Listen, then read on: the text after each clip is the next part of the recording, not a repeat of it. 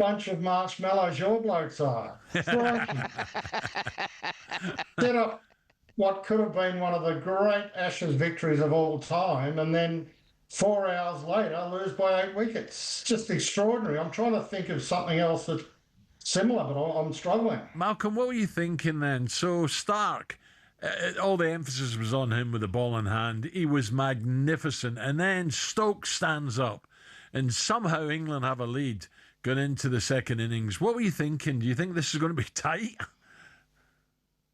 Oh, I thought that Australia were going to lose. I thought that in a low-scoring game, when that England pace attack on that first afternoon is bowled as well as I've seen an opposition pace attack bowl in Australia probably since the West Indies at their peak. They were outstanding.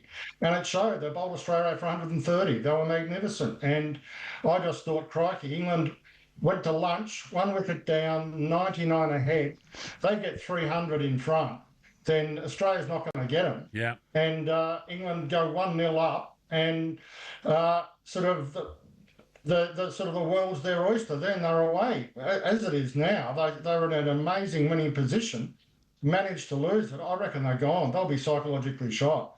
Malcolm, they should refund the money to all those 20,000 fans who went out to Perth to watch him. Yeah. Malcolm, tell me, mate, I was going to ask you there, what can you put it down to?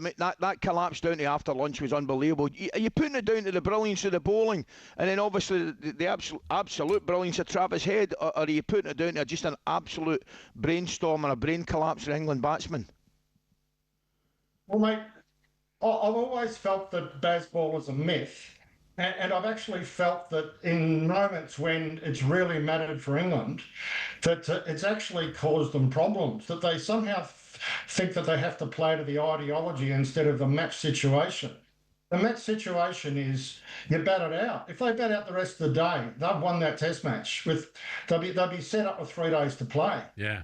But they go chase it. And in Perth in particular, the one thing, the cardinal sin is to play away from your body driving on the up. If it's under your eyes, if it's straight in front, if you're hitting down the ground, no problem. But don't drive away from your eyes. And they're in the space of goodness knows what was it, an over or two, that you've got Pope, who batted as well as I've seen him in the first innings, but kept playing those extravagant drives and missing them in the second innings. Mm-hmm. You've got your vice-captain, who's as good a player, as talented a player as I've ever seen, playing an incredibly bad shot 4 balls into his innings. And then you've got Joe Root, who's got 39 Test centuries but none in Australia. Amazing. Also going at a wide one and dragging it back onto his stumps. Yeah. 3 terrible shots that changed the game. It's a mindset thing. It's like they get into this BAZBALL ideology and they feel like they have to keep playing that way when they don't. They should play the situation. Yeah. The situation was let them go, make them bold here,